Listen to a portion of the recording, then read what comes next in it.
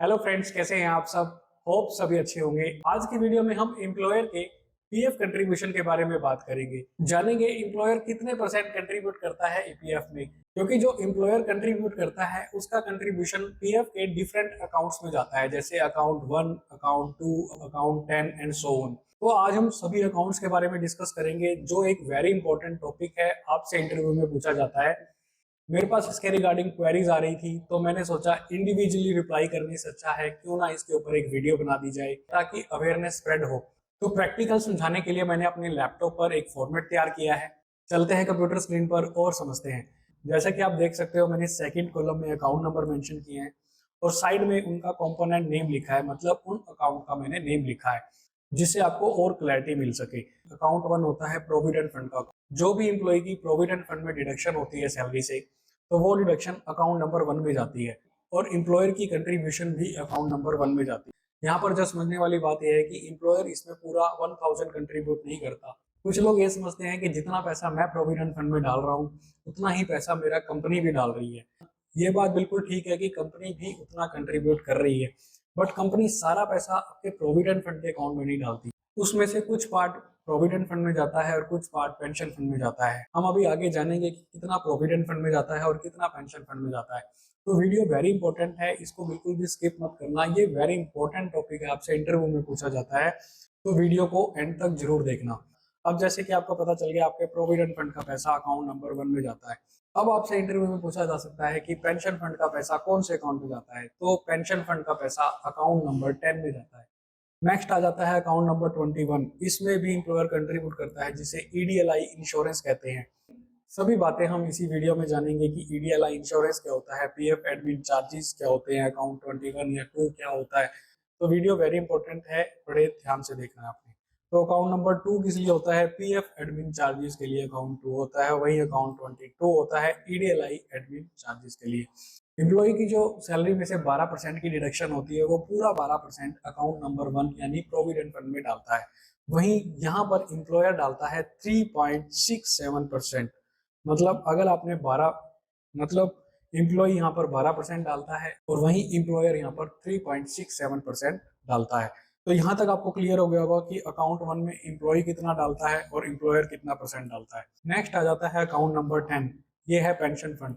यहाँ per employer 8.33% यहाँ पर डालता है, मतलब 12% में से 8.33% वो पेंशन फंड में डालता है और 3.67% डालता है आपके प्रोविडेंट फंड में। नेक्स्ट आ जाता है ईडीएलआई इंश्योरेंस। यहाँ पर एम्प्लॉयर 0.50% कंट्रीब्यूट करता है। और नेक्स्ट जो अकाउंट 2 है, पीएफ एडमिन चार्जेस, यहाँ पर भी सेम कंट्रीब्यूशन एम्प्लॉयर करता है। अकाउंट नंबर 21 यानी ईडीएलआई इंश्योरेंस, अकाउंट नंबर 2 यानी पीएफ एडमिन चार्जेस में हाफ परसेंट एम्प्लॉयर यहाँ पर कंट्रीब्यूट करता है।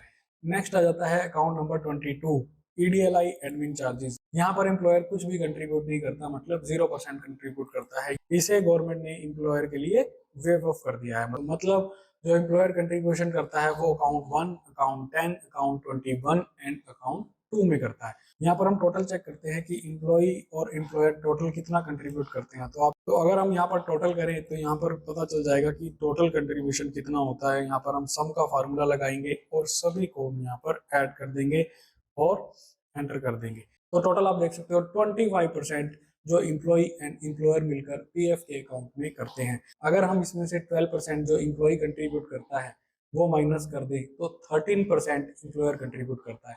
मतलब जो उसका मेन कंट्रीब्यूशन होता है वो पेंशन फंड में, उसके बाद प्रोविडेंट फंड में होता है, उसके बाद वो ईडीएलआई इंश्योरेंस में करता है एंड पीएफ एडमिन चार्जेस में करता है।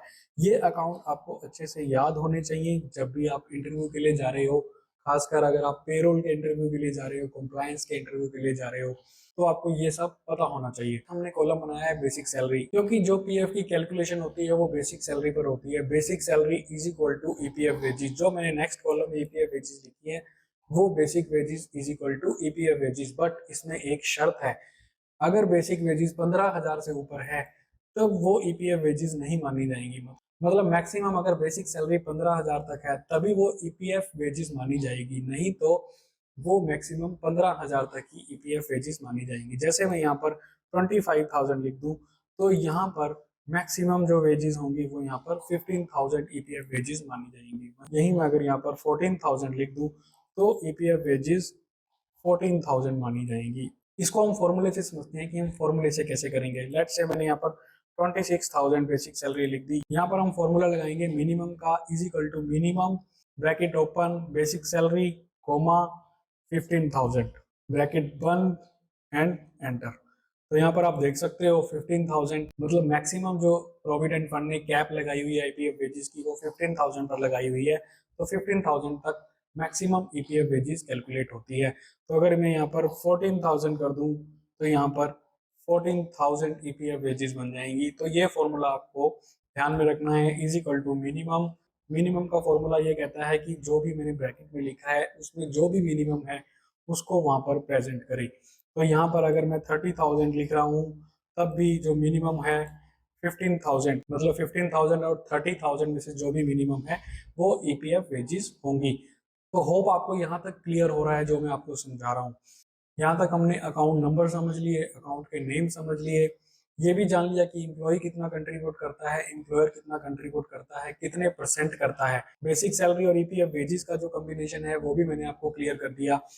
अब जो हम कैलकुलेशन करेंगे वो कौन सी सैलरी पर करेंगे, बेसिक सैलरी पर या ईपीएफ वेजेस पर। अगर आपको पता है तो आप कमेंट सेक्शन में कमेंट कीजिए, क्योंकि आपने जरूर सुना होगा कि प्रोविडेंट फंड तो बेसिक सैलरी पर कैलकुलेट होता है, बट अगर बेसिक सैलरी 15,000 से ज्यादा है तो किस पर कैलकुलेट होगा, वो क्वेश्चन है। अगर बेसिक सैलरी 15,000 से ज्यादा है तो हम ईपीएफ वेजेस पर कैलकुलेशन करेंगे, अदरवाइज बेसिक सैलरी और ईपीएफ वेजेस सेम होगी तो हम बेसिक वेजेस पर कर लें या ईपीएफ वेजेस पर कर लें, बात एक ही रहने वाली है। अब हम जो कंट्रीब्यूशन जो फॉर्मूला लगाएंगे वो हम ईपीएफ वेजेस पर लगाएंगे। तो बड़े ध्यान से देखना मैं कौन सा फॉर्मूला यहाँ पर यूज कर रहा हूँ ताकि आपको क्लियर हो सके। Physical to round EPF wages, यहाँ पर हम पहले इम्प्लॉय का निकालेंगे, मतलब 12% पूरा कंट्रीब्यूशन हम इम्प्लॉय का निकालेंगे जो कि अकाउंट 1 में जाएगा। अब यहाँ पर हम इम्प्लॉय का रेट सेलेक्ट कर लेंगे और कोमा 0 लगाकर ब्रैकेट बंद कर हम इसको एंटर कर देंगे। तो आप देख सकते हैं इसकी ईपीएफ वेजेस 15,000 थी, वही 1800 भी मैक्सिमम कैप होती है इम्प्लॉय कंट्रीब्यूशन के लिए। हाँ, अगर इम्प्लॉय अपनी तरफ से वॉलंटरी कंट्रीब्यूट करना चाहता है, ज्यादा देना चाहता है तो वो ज्यादा कंट्रीब्यूट कर सकता है, बट एम्प्लॉयर या कंपनी आपका उतना ही कंट्रीब्यूट करेगी जितना कि एम्प्लॉय प्रोविडेंट फंड के एक्ट में मेंशन। हम जानते हैं कि एम्प्लॉयर कितना कंट्रीब्यूट करता है अकाउंट 1 में। अगर अकाउंट 1 में एम्प्लॉय 1800 डाल रहा है तो एम्प्लॉयर कितना डाल रहा है, is equal to round EPF wages into 3.67% of employer bracket 1 enter 551। यहाँ पर आप देख सकते हो अगर इम्प्लॉय ने 1800 रुपये डाले हैं तो एम्प्लॉयर उसमें 551 मतलब 551 रुपीज डालता है, पूरा पैसा इसमें नहीं डालता। तो जो भी ये वीडियो देख रहे हैं जिनको भी कंफ्यूजन थी, जितना मैं डिडक्ट करवा रहा हूँ उतना ही मेरा एम्प्लॉयर भी डाल रहा है, तो वो पूरा पैसा आपके प्रोविडेंट फंड के अकाउंट में नहीं जाता बल्कि आगे बाइफरकेट हो जाता है। पेंशन फंड में सबसे ज्यादा पैसा जाता है। अब हम समझते हैं कि पेंशन फंड में कितना पैसा जा रहा है, is equal to round EPF wages into 8.33, 0 bracket 1 enter. तो 1250 रुपीज जो मैक्सिमम अमाउंट है 1800 में से 1250 वो आपके पेंशन फंड में जाता है। और मिलता कब है आपको, अगर आपकी 10 साल की सर्विस कंप्लीट हो गई है, आप 10 साल से प्रोविडेंट फंड डिडक्ट करवा रहे हो, तो आपको ये पैसा जब आप कंपनी छोड़ते हो तब नहीं मिलता। तब आपको ये पैसा जब आप रिटायर हो जाते हो, 58 साल के हो जाते हो, तो आपको वही पैसा पेंशन के रूप में पर मंथ मिलता है। तो ये चीज आपको पता होनी चाहिए। तो यहाँ पर पेंशन फंड की मैक्सिमम सीलिंग अमाउंट है वो मतलब 1250 से ज्यादा एम्प्लॉयर पेंशन फंड में कंट्रीब्यूट नहीं कर सकता, मतलब वो मैक्सिमम लिमिट है 1250 तक कंट्रीब्यूशन करने की। नेक्स्ट आ जाता है ईडीएल इंश्योरेंस, इसका अकाउंट नंबर है 21। तो इसमें कितना कंट्रीब्यूशन जाता है 0.50। तो यहाँ पर हम फॉर्मूला लगाएंगे, is equal to round EPF wages into 0.50% comma 0 bracket 1 enter. यहाँ पर आ जाता है 75 रुपीज, मतलब यहाँ पर एम्प्लॉयर आपके 75 रुपीज ईडीएलआई इंश्योरेंस में डाल रहा है, जो एम्प्लॉय के लिए बहुत बेनिफिशियल होता है। बहुत सारे एम्प्लॉय को नहीं पता, अगर कोई एम्प्लॉय ईपीएफ में इनरोल है और अपना कंट्रीब्यूशन दे रहा है पर मंथ, उसकी किसी भी वजह से डेथ हो जाती है तो उसके नॉमिनी को 2.5 से 7 लाख तक का फ्री इंश्योरेंस मिलता है। बट इसमें शर्त यह होती है कि एम्प्लॉय ने अपना नॉमिनी ऐड किया हो। अगर उस एम्प्लॉय ने नॉमिनी ऐड नहीं किया तो उसकी फैमिली को इंश्योरेंस क्लेम करने में बहुत सारी प्रॉब्लम आती हैं, बहुत सारे डॉक्यूमेंटेशन करने पड़ते हैं। तो जो भी ये वीडियो देख रहे हैं अपना नॉमिनी जरूर ऐड करें। नेक्स्ट आ जाता है अकाउंट नंबर 2, वो होता है PF admin charges. Employer same contribution डालता है 0.5, यहाँ पर हम इसको राउंड पीएफ वेजेस 0.50 सेलेक्ट कर लेंगे हम, कोमा 0 ब्रैकेट 1 एंटर कर देंगे। तो यहाँ पर भी एम्प्लॉयर 75 रुपीज अकाउंट नंबर 2 में as a PF admin charges डालता है। नेक्स्ट जो अकाउंट 22 है वो वेव ऑफ है, तो यहाँ पर 0 आ जाएगा। तो अब हम पूरे कंट्रीब्यूशन का अगर टोटल करें इज इक्वल टू सम, इस पूरे contribution employee and employer contribution को हम सेलेक्ट कर ब्रैकेट बंद करें, सम का फॉर्मूला लगाकर एंटर करें, तो यहाँ पर 3751, तो यहाँ पर 3751 रुपीज आपकी कंपनी प्रोविडेंट फंड में डिपॉजिट करती है, जिसमें आपका भी कंट्रीब्यूशन होता है और एम्प्लॉयर का भी कंट्रीब्यूशन होता है। और ये पैसा मंथली जब कंपनी चालान फाइल करती है तब सबमिट करती है। तो इस तरह से होता है पीएफ का कंट्रीब्यूशन, जहां एम्प्लॉय का पैसा तो सिर्फ एक अकाउंट में जाता है बट एम्प्लॉयर का पैसा डिफरेंट डिफरेंट अकाउंट में जाता है, जैसे provident fund, pension fund, EDLI insurance, PF admin charges. तो इन सब अकाउंट में एम्प्लॉयर का पैसा जाता है। तो ये सब टोटल अमाउंट जब एम्प्लॉयर चालान फाइल करता है तब उस टाइम पर सबमिट करता है। तो आज की वीडियो में बस इतना ही। अगर आपको वीडियो अच्छी लगी, इन्फॉर्मेटिव लगी, नॉलेजेबल लगी तो वीडियो को लाइक जरूर करना, तो शेयर करना अपने सभी फ्रेंड्स के साथ, कलीग्स के साथ और एम्प्लॉयज के साथ जिनको नहीं पता कि एम्प्लॉयर की कंट्रीब्यूशन कितनी होती है।